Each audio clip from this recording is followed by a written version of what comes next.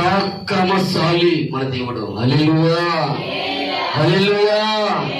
మరలా ఆయన అంటున్నాడు, నేను పరాక్రమశాలిని కదా, కనుక మీరును మిమ్మల్ని కూడా నేను పరాక్రమశాలిగా చేస్తాను. యుద్ధంలో నేను జయించాను కనుక మీరు జయించదురు.